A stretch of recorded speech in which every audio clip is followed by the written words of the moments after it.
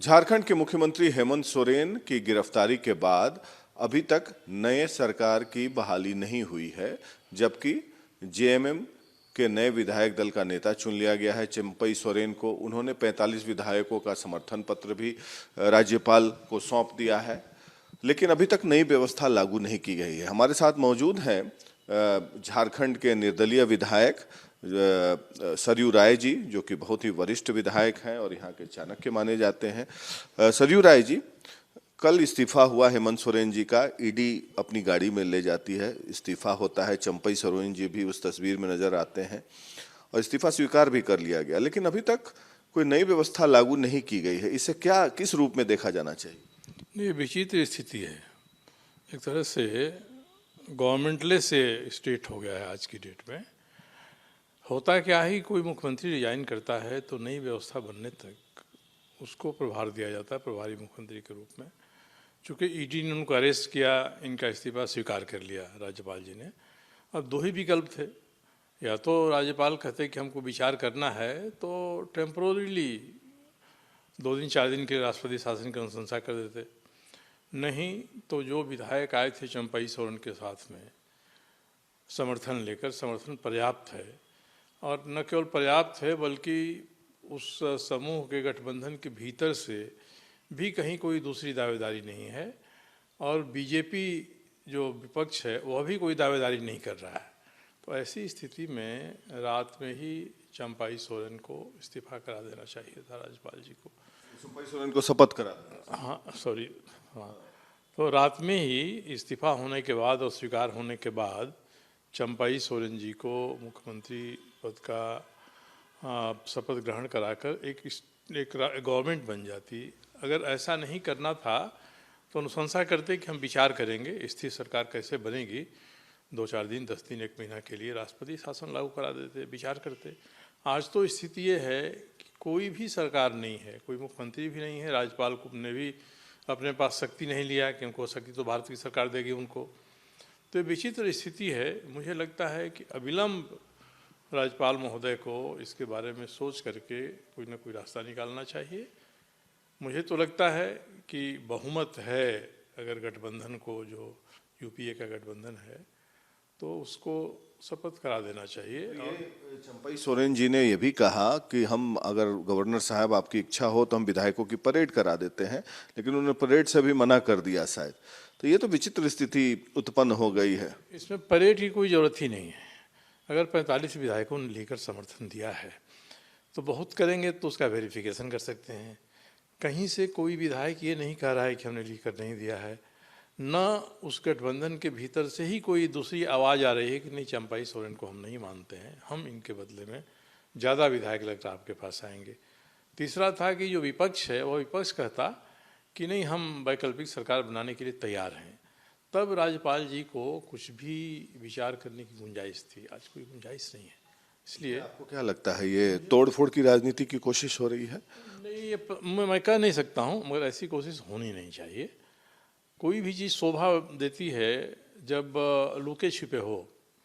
अब खुलकर नंगा होकर कोई करेगा, बहुमत होने के बाद भी स्वीकार नहीं करेंगे, ये संसदीय लोकतंत्र के लिए अच्छी प्रवृत्ति नहीं है।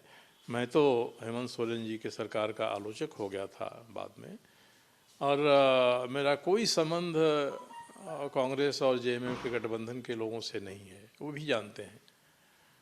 तो ऐसी स्थिति में मैं तो निष्पक्ष बात यही कह रहा हूँ कि संसदीय लोकतंत्र की जो संवैधानिक व्यवस्था है उसके अनुरूप आचरण होगा तो इस राज्य के लिए भी बेहतर होगा और राज्य की और देश की राजनीति के लिए भी बेहतर होगा।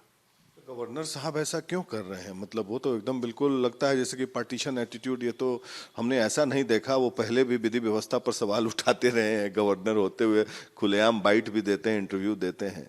तो इस तरह की बातें कि आप क्या लेंगे? आप तो इतने पुराने राजनीतिज्ञ हैं यहाँ के। मैं राज्यपाल जी से कुल मिलाकर 3 बार मिला हूँ और तीनों बार बातचीत में बड़ी सुलझे नज़र आए हैं और जनता की कठिनाइयों का भी ख्याल रखते हैं। विधि व्यवस्था पर कोई बात कहते हैं तो उनकी ही सरकार होती है, राज्यपाल अपनी सरकार को ही अगर कुछ कह रहे हैं तो इसमें एतराज़ नहीं किया जा सकता है। मगर आज जो स्थिति बनी है, मुझे लगा था कि जितना सुलझा मैं उनको महसूस करता हूँ उसके मुताबिक वे तत्काल कोई ना कोई कदम उठाएंगे, किसी को किसी प्रकार की आलोचना या किसी विवेचना का स्थान नहीं देंगे। अभी तक हुआ नहीं है, ये चिंताजनक है। इसलिए मैंने आज उनके प्रधान सचिव को मैंने टेलीफोन किया था, उन्होंने कहा कि नहीं, हम लोग तुरंत विचार करके जो होगा बताएंगे।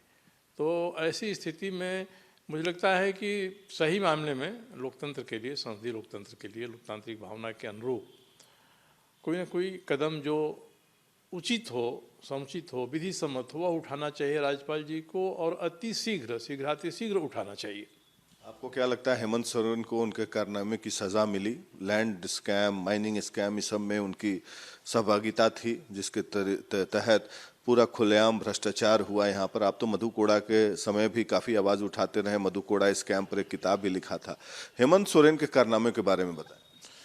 देखिए, हेमंत सोरेन कोरोना जब तक था तब तक तो बड़ी अच्छी तरह से सरकार चला रहे थे।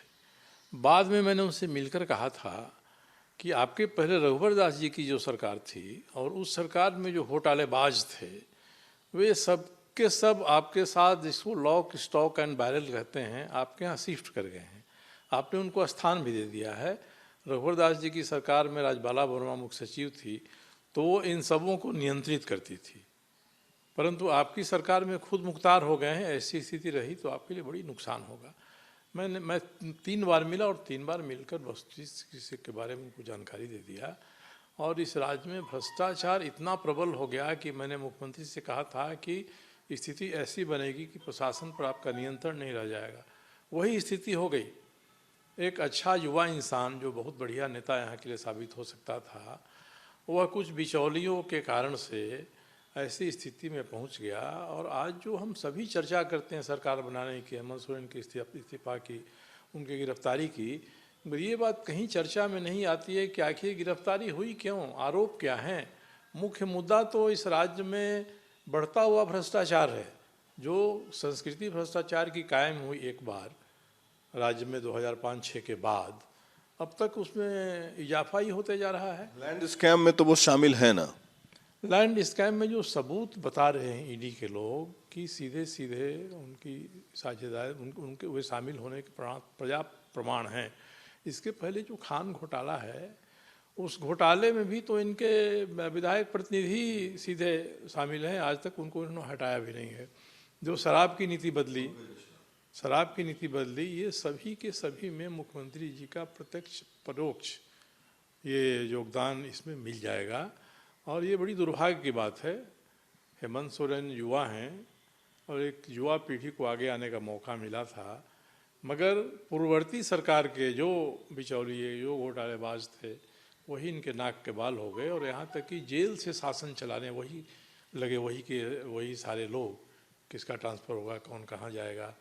और जब डीसी एसपी लेवल के अधिकारियों के ट्रांसफ़र पोस्टिंग में पैसे लेने की बात आएगी तो व्यक्ति जिला में जाकर क्या करेगा, ये स्थिति हो गई है। इसलिए ऊपर सर्वोच्च लेवल से लेके बीडीओ, सीओ, डॉक्टर, मास्टर, ये जितने भी डिलीवरी पॉइंट हैं, राशन की दुकान हो, सभी डिलीवरी पॉइंट पर भ्रष्टाचार बढ़ गया है। और सबसे बड़ी दिक्कत हमारे जैसे लोगों के लिए है कि हम किसी की शिकायत करें तो कहाँ करें, ये बात यही है। इसलिए कहीं किसी शिकायत की सुनवाई नहीं है। गांव में कहावत थी कि एक लड़का गली में लोग शंका कर रहा था, बूढ़े बुजुर्ग सोचे कि इसका संस्कार खराब हो रहा है, चलो इसके बाप के पास शिकायत करते हैं। तो देखे कि बाप वही काम छप्पर पर खड़ा हुए कर रहा है। तो ऐसी स्थिति बन गई है, इस राज्य में बन गई थी कि कहीं कोई शिकायत नहीं थी। हम लोगों ने विधानसभा के भीतर बाहर मंत्रियों के खिलाफ में सबूत के साथ हम लोगों ने प्रमाण दिया। और हमारे विधानसभा के अध्यक्ष ने निर्देशन किया, कार्रवाई हो, कमेटियां बनी, सब की सब धरी रह गई। तो ये मुख्य स्थिति जो भ्रष्टाचार है, चर्चा तो इस पर होनी चाहिए। तो ये थे सरयू राय, झारखंड के विधायक हैं, वरिष्ठ विधायक हैं, और इन्होंने सवाल उठाया है हेमंत सोरेन पर कि उनके भ्रष्टाचार के कारगुजारियों पर, कि वो हर तरीके से भ्रष्टाचार में लिप्त हैं। उन्होंने शुरुआती दौर में एक अच्छा रिस्पांस दिया एज चीफ मिनिस्टर, बट बाद में जैसा कि सरयू राय जी बता रहे हैं कि भ्रष्टाचार में लिप्त हो गए। लेकिन साथ साथ झारखंड के गवर्नर पर भी सवाल उठाया है कि जब हेमंत सोरेन की गिरफ्तारी हो गई तो झारखंड जो है बिना मुख्यमंत्री के है और चंपई सोरेन की शपथ ग्रहण हो जानी चाहिए थी। ये संवैधानिक संकट है, सवाल उठा रहे हैं सरयू राय। रांची से वीडियो जर्नलिस्ट सूरज के साथ Prakash Singh, Republic media network के लिए।